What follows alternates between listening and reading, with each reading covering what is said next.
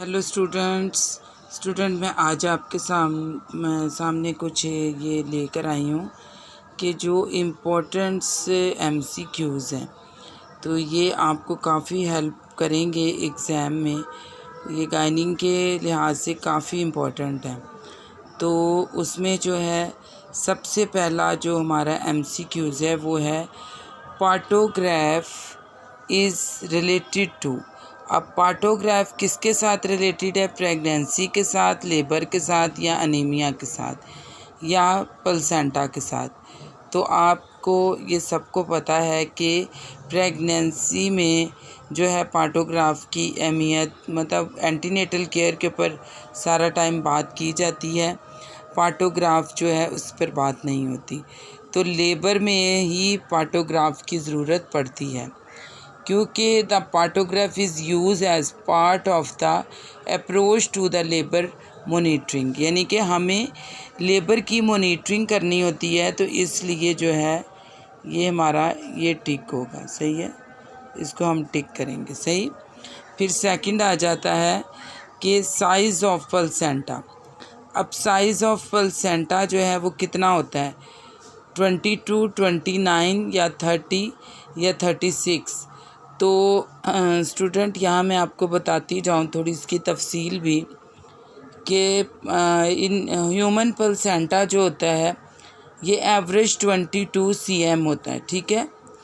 तो ये कितने होता है? ह्यूमन प्लेसेंटा 22 cm होता है और 9 इंचज़ इन लेंथ में होता है, and 2.2 cm and 0.1 and 1 inch in thickness इसकी होती है, ठीक है। With the centre being the thickest and the edge, सही है। और बीइंग द थिकेस्ट इसकी जो है, इसकी बहुत ज़्यादा पतली जो लेयर होती है वो क्या होती है कि मतलब इसके बारे में जो मैं बता रही हूँ आपको कि ये इसका टॉपिकली जो वेट होता है अप्रॉक्सीमेटली कितना होता है कि 500 ग्राम प्लेसेंटा का वेट होता है, सही है। इसके वेट के लिए भी मैंने आपको बता दिया है कि इसका वेट जो होता है वो कितना 500 ग्राम होता है। और अभी जो हम इसकी बात कर रहे हैं प्लेसेंटा के साइज़ की, तो वो कितना होता है 22 cm, ठीक है, 22 cm। फिर आ जाता है the gold standard for the treatment of the flash it. अब जो है ये फ्लैश कहाँ पर होता है? जब औरतों में मीनोपॉज हो रहा होता है तो तब एकदम से औरत को गर्मी महसूस होती है मुंह पर, चेस्ट पर, और ठंडे पसीने आने शुरू हो जाते हैं। ये मीनोपॉज में होता है। तो ये क्यों, इसमें क्या हो जाता है कि इसमें ये होता है कि देखिए सडन जो फीलिंग होती है ना वो वार्मनेस की फीलिंग होती है, सही है। और ये यूजुअली कहाँ पर होती है? फेस पर, नेक पर एंड चेस्ट पर, सही। और प्रोफ्यूजिंग स्वेटिंग भी हो जाती है कॉमनली इसमें, मतलब स्वेटिंग भी होती है, ठीक है। फिर उसके बाद आ जाता है, और ये ज़्यादा ये क्यों होता है? ये मीनोपॉज की वजह से हो रहा होता है। तो इसमें क्या वजूहत होती हैं जिनकी वजह से ये हो रहा होता है? क्या देना चाहिए इसमें? उन्होंने ये कहा है कि मतलब क्या ट्रीटमेंट देनी हमें कौन सी चाहिए इस कंडीशन में? तो ऑक्सीटॉक्सिन एडमिनिस्ट्रेशन करनी चाहिए, प्रोजेस्टेरॉन एडमिनिस्ट्रेशन करनी चाहिए, या ऑस्ट्रोजेन एडमिनिस्ट्रेशन करनी चाहिए, या सीरोटियन। ये सारे हार्मोन्स हैं, कौन सा इनमें से देना चाहिए? तो इसमें जो हमें चूज़ करना है वो कौन सा है? एस्ट्रोजन, सही है। ये देखिए ये हमारा सही आंसर है, ठीक है। तो ये थे हमारे 3 MCQs, और बाकी के MCQs जो हैं वो भी मैं आपके साथ शेयर करती हूँ। तो ये एग्ज़ाम के स्टूडेंट पॉइंट ऑफ व्यू से काफ़ी इम्पोर्टेंट है, क्योंकि इनमें से अक्सर क्वेश्चन किए जाते हैं। तो इसलिए मैंने कहा कि ये इम्पोर्टेंट हैं, तो ये ज़रूरी आप लोगों को बताने भी मेरे लिए भी ज़रूरी है। फिर उसके बाद आ जाता है हमारे पास 4। तो 4 क्या है कि normal dilatation of cervix of delivery, मतलब नॉर्मल डायलेटेशन कितनी होती है सर्वैक्स की डिलीवरी के टाइम पर। 0.5 cm, 10 cm, 13 या 9। तो डायलेटेशन आपको पता है कि फुली होती है, फुली किस में होती है जब 10 cm हो जाता है, सही है, डिलीवरी के टाइम। फिर आ जाता है हमारे पास विच membrane play the greatest role in nourish on waste and exchange। तो ये कौन सी है लेयर जो ये काम करती है, जो एक अच्छी नरिशमेंट भी मुहैया करती है और जो वेस्टेज हैं उनके लिए उनको भी एक्सचेंज करती है। तो उसमें अम्यून, कोरियन और फिर आ जाती है एलिनेस्टिस और यॉर्क सैक। तो इसके बारे में भी मैं आपको थोड़ा बताऊंगी कि कोरियंस क्या करती हैं, क्योंकि इसका आंसर जो है कोरियंस है, लेकिन मैं इसके बारे में आपको तफसील से बता देती हूँ कि Koreans is the outer most membrane surrounding embryo. सही है, ये एम्ब्रियो के सराउंडिंग ये मेम्ब्रेन होती है, मतलब इसकी ये पूरी कवरिंग होती है, सही। फिर ये Koreans is the double layer, ये जो होती है ये कौन सी होती है, डबल लेयर होती है, ठीक है। और फिर ये क्या करती है, डबल लेयर होने की वजह से formed by the trophoblast, it play the greatest role in nourished and waste exchange. सही है, तो ये क्या है, ये लेयर जो है ये बहुत अच्छी होती है एम्ब्रियो की नरिशमेंट के लिए, सही, और उसके वेस्ट एक्सचेंज के लिए। फिर आ जाता है 6 हमारे पास। तो 6 क्या है कि न्यू बॉर्न बेबी के बॉडी वैक्स, सही, और चीज़ी क्या प्रेजेंस होती है उसके ऊपर, ये चीज़ क्या प्रेजेंट है बच्चे के ऊपर। तो ये मैं आपको बताती जाऊँ कि ये जो है क्या होता है, इसको हम क्या कहते हैं कि इसमें जो आंसर है आपके पास लेग्नो वॉर्नेकासिकोसा है, लिक्विड एंड सरमन, लेकिन इसका जो आंसर है वो है वारिनेक्स कासिकोसा, ठीक है।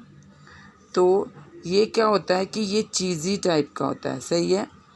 Also known as vernix is the waxy or cheesy like white substance, सही है। तो ये क्या होता है, लाइक वाइट सब्सटेंस कोटिंग होती है बेबी के ऊपर, बेबी की जो स्किन होती है उनके ऊपर होती है, skin on the new born human babies. It play protective role during foetal development and few hours after birth, यानी कि ये जो है ये बच्चे की प्रोटेक्शन के लिए बहुत अहम होती है और बहुत अच्छा रोल प्ले कर रही होती है उसकी डेवलपमेंट में और उसको प्रोटेक्ट रखने के, और ये डिलीवरी के कुछ घंटों के बाद भी बच्चे को जो है ना ये प्रोटेक्ट करती है इन्फेक्शन से, ठीक है। तो ये थे हमारे कुछ MCQ 6। इसके अलावा बाकी के MCQs जो हैं वो भी मैं आपके साथ डिस्कस करूँगी, क्योंकि ये काफ़ी इम्पोर्टेंट है सारे, क्योंकि एग्ज़ाम के पॉइंट ऑफ व्यू से स्टूडेंट हमें ये चीज़ें बहुत हेल्प आउट करती हैं जब एग्ज़ाम्स होते हैं, क्योंकि ये सब बहुत इम्पोर्टेंट चीज़ें हैं। फिर आ जाएगा द स्ट्रक्चर विच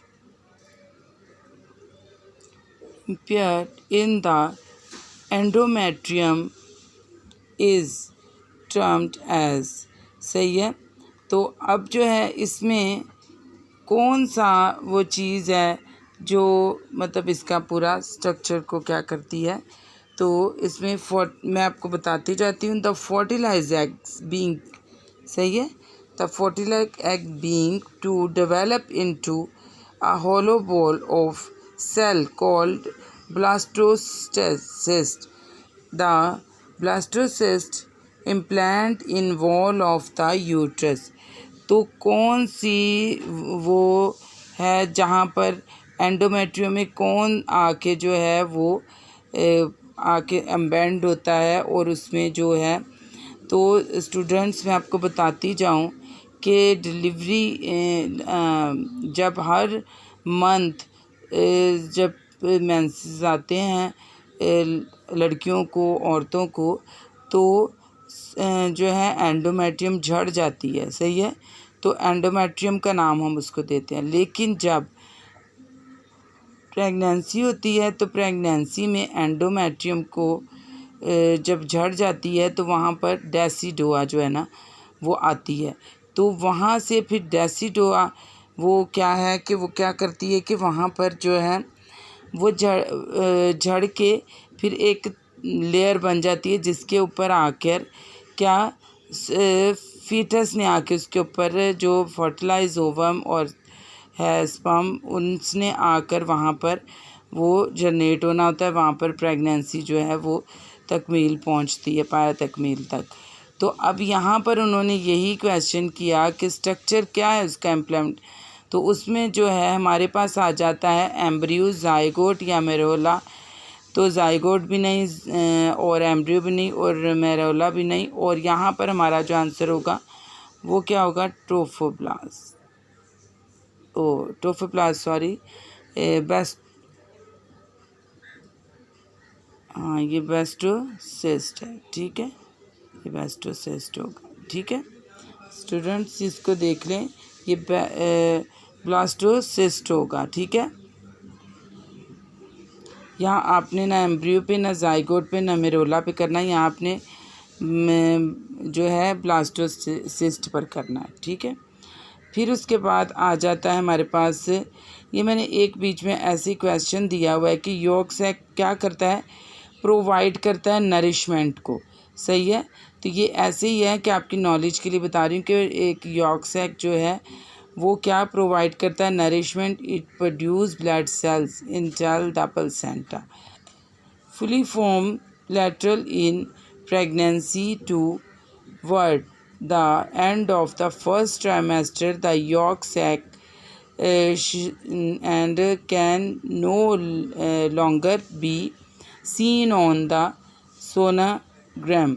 अब ये देखिए यॉर्क सैक जो है यही बच्चे को फर्स्ट ट्राइमेस्टर में जो है पूरी नरिशमेंट दे रहा होता है। तो ये आपको बताना ज़रूरी था, इसलिए मैंने इसका बीच में एक नोट रखा हुआ था। फिर आ जाता है हमारे पास 8 क्वेश्चन। ये क्या है कि weight of the uterus, uterus का वेट कितना होता है। तो स्टूडेंट्स यूट्रस का जो वेट होता है वो कितना होता है, 30 ग्राम, 40 ग्राम, 60 या 65। तो इसका जो वेट होता है वो कितना होता है, 60 ग्राम। यूट्रस का वेट कितना होता है, 60 ग्राम, और ये पेयर शेप का होता है, ठीक है, और इसका वेट जो होता है वो कितना होता है, 60 ग्राम। फिर आ जाता है हमारे पास 9 MCQs। इसमें क्या आ जाता है, when is the first possible to distinguish the sex of the foetus, सही है।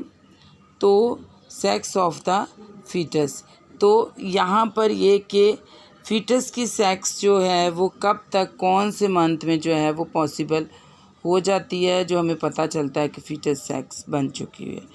तो वो क्या है, वो हमारे पास आ जाता है फर्स्ट, सेकंड मंथ में, थर्ड मंथ में, 4 मंथ में। तो यहाँ पर जो है डिस्टिंग्विश हो जाता है ये, ठीक है, थर्ड मंथ में, ठीक है। फिर आ जाता है which hormone prevent second pregnancy during gestational. तो कौन सा जो हार्मोन है जो सेकंड प्रेगनेंसी से प्रिवेंट करता है वो कौन सा है, FSH, LH, HCG या प्रोजेस्टेरॉन। तो कौन सा करता है, प्रोजेस्टेरॉन करता है, कि एक प्रेगनेंसी में दूसरी प्रेगनेंसी होने से रोकता है, जो प्रोटेक्ट उससे रखता है वो कौन सा है, प्रोजेस्टेरॉन। अच्छा, फिर आ जाता है हमारे पास question number 11 in post term pregnancy there is increase risk of except. इनमें से कौन सा एक जो पॉइंट है जो कि प्रेगनेंसी पोस्ट जैसे कि 40 वीक से भी जो अबव जा रही है प्रेगनेंसी, उसमें जो है उसके चांसेस नहीं होते, तो वो कौन सा है? Postmortem haemorrhage, meconium aspiration syndrome, और फिर क्या आ जाता है इंट्राक्रेनियल हैमरेज और प्लेसेंटा इनसफिशिएंट टू फीटल हिपोक्सिया। तो स्टूडेंट इसमें फीटल इनसफिशिएंट हिपोक्सिया भी हो सकता है बच्चे को, और इंट्राक्रेनियल हैमरेज भी बच्चे को हो सकता है। मेकोनियम एस्पिरेशन सिंड्रोम भी इसकी कॉम्प्लिकेशन है पोस्ट टर्म प्रेगनेंसी की, लेकिन अगर इसमें नहीं होगा तो वो क्या नहीं होगा कि पोस्टमार्टम हैमरेज होने के चांसेस जो है नहीं। ये देखिए, ठीक है। तो स्टूडेंट आज की जो हमारी वीडियो थी ये काफ़ी इम्पोर्टेंट थी, तो आप इसको ख़ुद भी देखिएगा और अपने फ्रेंड्स के साथ भी शेयर कीजिएगा, क्योंकि ये काफ़ी इम्पोर्टेंट है एग्ज़ाम के पॉइंट ऑफ व्यू से, तो आपको ये ज़रूर पसंद आएगी। Thank you students.